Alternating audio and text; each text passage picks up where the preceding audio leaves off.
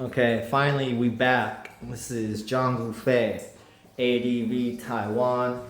Finally gonna talk about this crazy dating experiences I've had since I've been back in the United States of America. Let's do this. Let's get talking about it right away. This is my personal experiences since about, we'll say September 2024 till now. Dating experience after being away 10 years in Taiwan, in the United States of America, in the state of California, namely Southern California, beach cities, baby. Let's do this.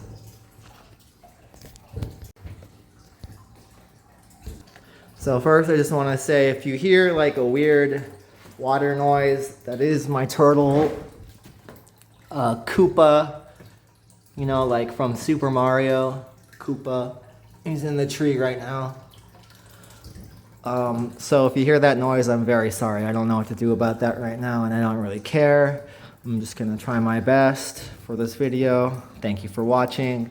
Like, comment, subscribe.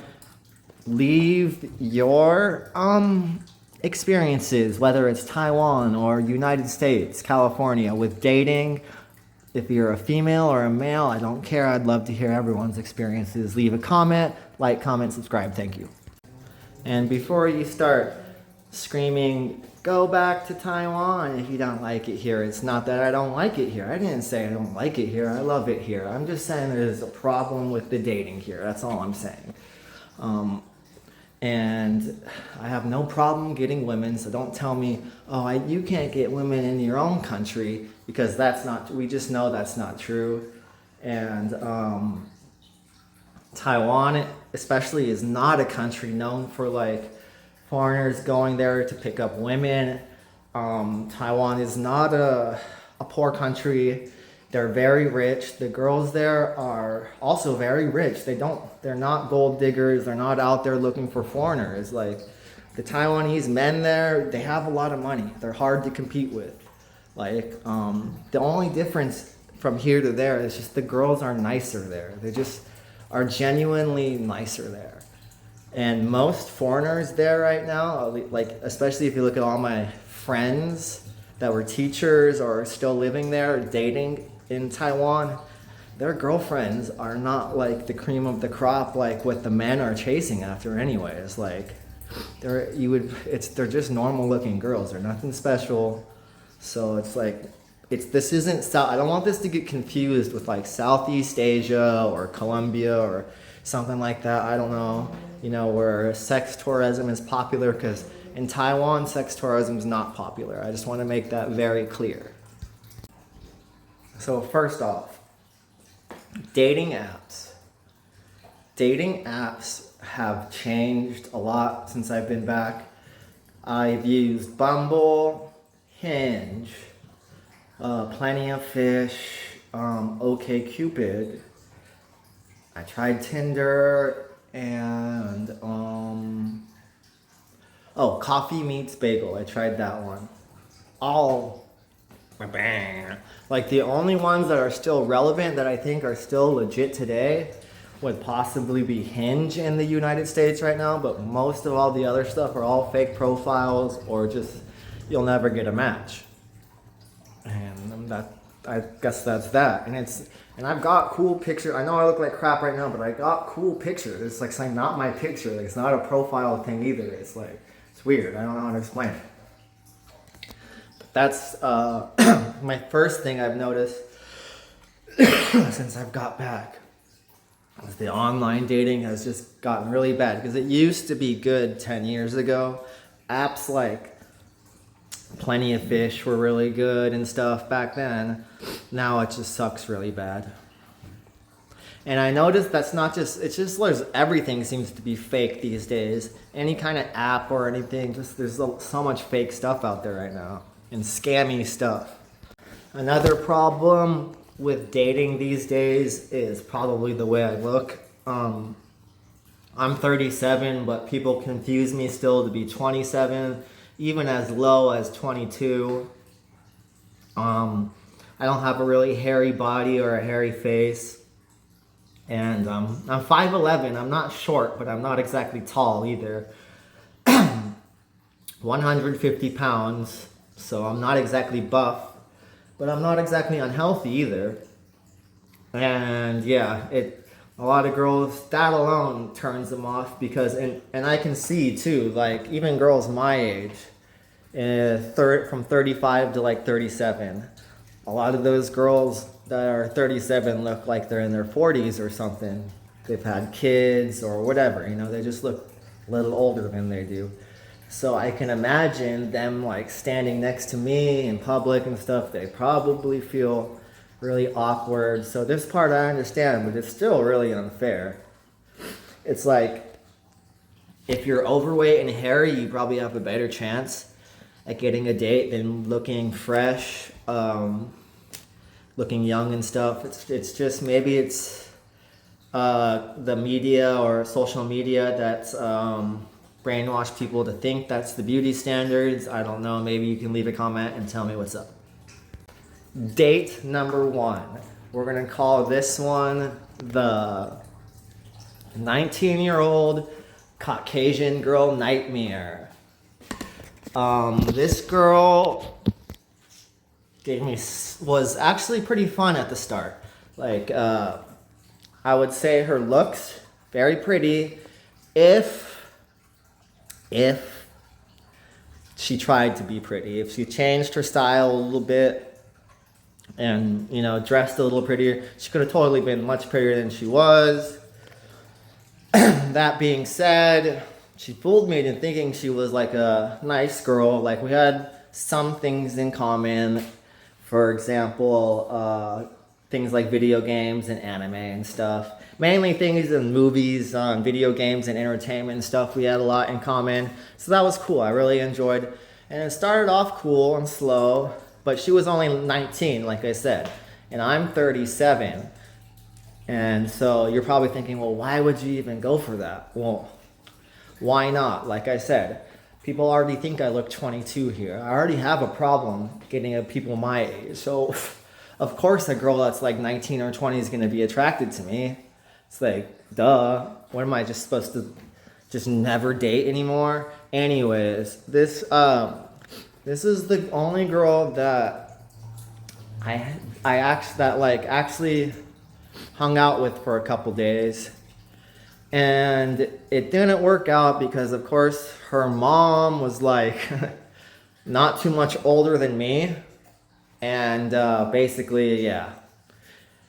Everything I introduced her to her or liked, she always like referenced to her mom. Like, oh, my mom likes that too. So I already knew like our generation was the same.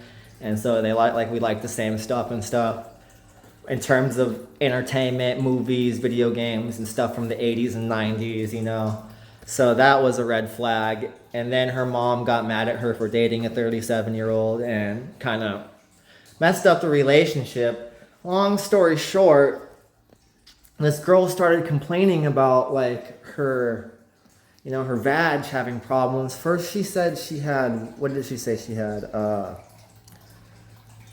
She said she had herpes. She said she caught herpes and was asking if I had it. So of course I got nervous and I got checked out for everything. Didn't have it. Go back, told her, okay.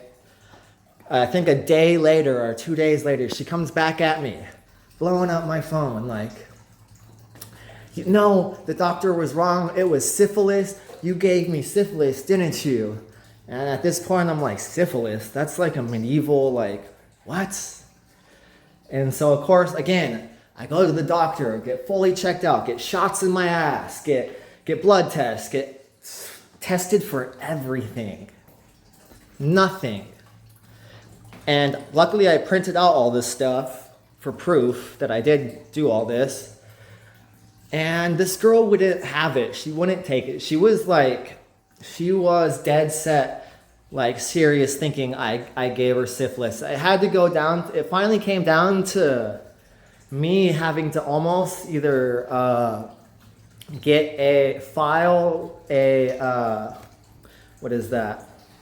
restraining order. It was almost close to me filing a restraining order and having to get, luckily I have a really close doctor friend that would come on camera and talk.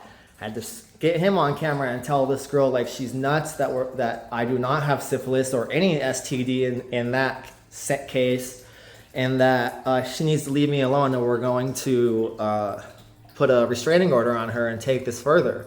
And finally she disappeared and let me go after she fucking gave my phone number and my IG and my Discord to several people who harassed me for days on end, calling my phone, blowing up my phone, blowing up my IG, blowing up my comment section, like making death threats and stuff. And she had openly admitted, like, yeah, she was like, well, I can't control what my friends do to you. And so, but yeah, finally it stopped. Thank you. And I hope it continues to stop, or I still have everything saved, all screenshots and everything from when that happened. So let's keep it that way, please. Let's keep it quiet. Thank you. That was the first girl. Second girl, we're gonna call her the African American scammer girl. She was claimed to be 27, freaking super hot, super hot. Like, she lived, or she was at, or staying, I don't know what, but in Irvine, California, Orange County, which is a very rich part of Orange County, a very nice, low crime rate part of Orange County. And we talked for a couple days, and we finally got to making a date to hang out. And she was like, I even, was talking to this person on the phone and stuff, so I thought it was for legit. So we made a date to hang out. She's like, hey, on your way, can you go stop by the marijuana clinic and buy me a pack of pre-roll marijuana cigarettes so I can give to the neighbor so that he'll watch my nephew so we can be alone tonight. And me thinking, yeah, that sounds legit, That doesn't sound like too crazy of not a suggestion, not a demand. I didn't think it was a strange request. That's what I was trying to say. I didn't think it was a strange request. So I went through with doing all that and stuff, and it was very much out of my way. I live in a different part of the city, so I did have to do some driving. And so she has me meet her in some fancy part of Irvine, right? I got her the pre-roll marijuana cigarettes and stuff. It takes me a while to find her because she gives me like the wrong address or whatever. But I finally found her, and she took the time to find me. So she took like 25 minutes to find me. I couldn't find the place for like 25 minutes. So she did this on purpose. Whatever her scheme was, she didn't care. Like, she wanted it that bad that she was willing to wait 25 minutes to find me. And she did. She got in the car. She finally found me. She was very pretty. I was happy because I found her. It was a real person. She looked just like her pictures, blah, blah, blah. And so she's like, okay, we'll drive to where my neighbor is that's going to watch my nephew. So I drive up to I'm in this apartment complex parking lot, and I'm like, okay. She's like, here, can you give me the pre-rolls? So I give her the pre-roll marijuana pack of cigarettes, which cost me about $25 US. And she takes off and goes. And guess what? She never came back. She ditched me. She stole the pre-roll marijuana cigarettes and never came back. And just left me there. And that was my second experience. My first experience dating an African American girl, and my my first experience dating an African American girl. I'm sorry. This next one's just kind of an honorable mention. Was another African American girl, very beautiful. But long story short, just to meet this girl, just to hang out with this girl, I had to drop $100 US for flowers, for the dinner, for her drinks, and just to meet her once in person. And then after that, she said we can continue to talk, but of course after that, we didn't continue to talk, and she just kind of fell off the map. So yeah, that was my my second experience with an African American girl in California. My last one I'm gonna talk about was the Hispanic Mexican girl. I believe she was 27 also. This girl was, like, she was kind of pretty. Like, if I would have put her next to pictures of my ex-girlfriends, people would have thought I was insane. Actually, most of these girls, if I would have put them next to my ex-girlfriends, people would have think I've gone insane. I know, but I'm trying not to like pick people just solely on their looks. Anyways, this girl was pretty enough, you know. She had things pretty about her that I liked, that turned me on. So thought it was worth it. She lived far away in Los Angeles County. When I picked her up for the first date, like, it was in a seriously scary ghetto part of town. I didn't let that scare me because I come from, you know, I grew up in a mobile home park, so I know what it's like to come from the ghetto and stuff. And then, you know, she's a nice girl, but like, just had an entire list of problems. And like, for example, her kids got taken away from her. She just got a rehab for methamphetamine. She was an ex-tweaker, like, blah, blah, blah, blah, blah. Has like some shitty car, like, just had a bunch of problems, mainly with the law and like addiction problems and stuff. She would have already been a year clean when I met her, and she seemed like that. I believe her that she was a year clean. But that's just another thing you get dating here. You just get these girls with these huge lists of problems. 5 kids, like, or they can't even see the kids, or they can see the kids this time of week, or the dads, most of the dads are all deadbeat dads, and then like, you know, and then they don't want to be with someone that can, like, I can easily be a stepdad. I can easily take care of somebody. They don't want that. They want someone with equally as much problems, with kids too, with, you know, the crazy ex-wife and stuff. I don't know what it is here. If anyone has similar experiences, female or male, because both sides are fucked up here. It's not the girls. It's not just the women. It's the men too. And the men here are totally fucked too. So it's like, I don't know what happened the last 10 years in California since I've been gone. But I honestly fear I'm going to be alone for the rest of my life, which I'm okay with. I'm here for my family that I love. I've been in love with the most amazing girl, Li Tianxi, and I miss her every day. So I've experienced real unconditional love. I've been in love.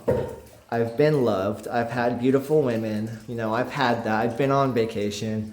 So, you know, it's okay. I'm not in a rush to get in a relationship. But like, this is crazy, dude. Like, I don't know what I'm gonna do. Like, comment, and subscribe.